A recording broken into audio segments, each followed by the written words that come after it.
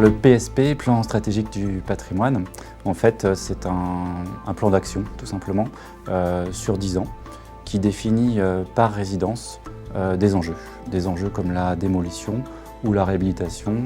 Le PSP permet d'établir un vrai état des lieux du patrimoine. Ça représente un travail de recherche ensuite pour savoir où construire, où sont les terrains qui vont se libérer, quels sont les ensembles immobiliers qui vont être les plus vétustes et donc sur lesquels on va se poser la question d'une réhabilitation ou d'une démolition pour justement régénérer ce patrimoine et proposer une offre de meilleure qualité. Apporter d'autres solutions aussi aux communes, faire de la mixité sociale, mieux répartir les logements. Il y a l'enjeu énergétique qui vient se superposer, l'enjeu d'accessibilité du patrimoine, l'enjeu de développement et d'apporter une offre croissante de logements sur le patrimoine.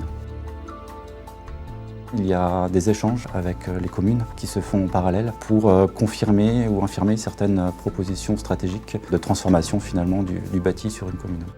Sur la commune de Séné, en fait, on est dans une situation où on a un nombre important de logements qui sont pas tout à fait adaptés d'un point de vue offre locative. 14 maisons donc, qui étaient, quand on parle de qualité de l'habitat, qui étaient des petits logements du T1 mal insonorisés avec surtout des déperditions énergétiques flagrantes. Un groupe HLM vraiment difficile à exploiter et qu'il faut faire évoluer. Donc derrière, il y a deux grandes familles possibles d'intervention pour un bailleur.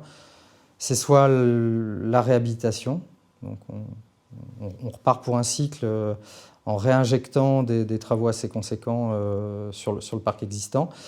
Ou alors, autre hypothèse de travail différente, c'est la démolition-reconstruction. Et sur Séné, c'est l'hypothèse en démolition-reconstruction qui a été décidée par Bretagne Sud Habitat.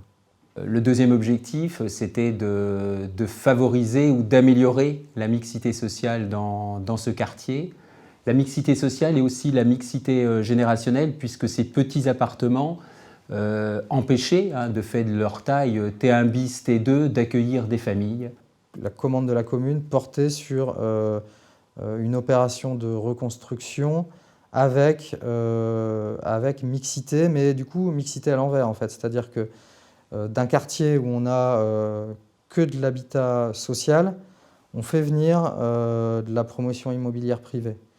D'où l'idée de ce partenariat avec ces films. C'est vraiment un travail d'équipe, c'est-à-dire qu'en fait BSH est propriétaire du terrain et des logements. Donc il nous apporte bien évidemment la cession de ce terrain et puis nous, en fait par rapport à ce terrain, on a un rôle de constructeur en fait, on a déposé, sollicité une autorisation de construire et donc on va travailler sur la construction de logements nous concernant mais également de logements qui est destiné à BSH.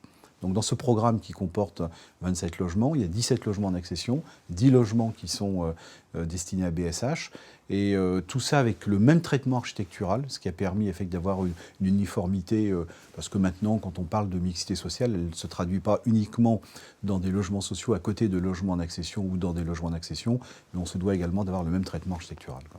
Et puis il ne faut pas oublier qu'il y a quand même l'homme, je veux dire l'humain, qui est au cœur de ce projet, que l'on n'a pas sur d'autres opérations, parce qu'il y a des personnes qui habitaient en fait dans ces logements. On va vous demander de partir, le temps de démolir et de reconstruire, mais on s'engage, et là c'est Bretagne Sud Habitat qui a fait la proposition de dire on s'engage à vous reloger dans les nouveaux bâtiments lorsqu'ils seront construits. C'est pour ça qu'il y a un vrai travail d'équipe en fait, qui a été fait avec Bretagne Sud Habitat. Pour moi, c'est une première d'ailleurs. Et puis j'espère sincèrement que ça puisse se renouveler parce qu'on est vraiment content de la façon dont les choses se déroulent à l'heure actuelle. C'est un des premiers dossiers qu'on conduit sur ce schéma-là, sur ce mécanisme-là. C'est sûrement pas le dernier parce que on va être amené de plus en plus sur ce type de questions qui touchent à la régénération du parc existant, à travailler en partenariat avec la promotion privée. Donc, on a d'autres sites qu'on a d'ores et déjà commencé à cocher sur la carte du département du Morbihan, où on aura vraisemblablement cette même logique. À tous les niveaux de Bretagne Sud Habitat, toutes les personnes ont contribué d'une façon ou d'une autre à l'élaboration du plan stratégique de patrimoine. On a mis 9 mois. Là, on est vraiment dans la finesse de la connaissance du territoire, des responsables techniques, mais aussi de la gestion locative. Et au final, lorsqu'on a le résultat, on se dit qu'on a une feuille de route qui est claire, précise, travaillée, qui permet finalement de se dire « oui, là, on peut y aller, on a la route de tracé ». Et ça, c'est une vraie satisfaction, surtout quand on sait qu'on contribue à la cause du logement social, du bien-être, du bien vivre ensemble.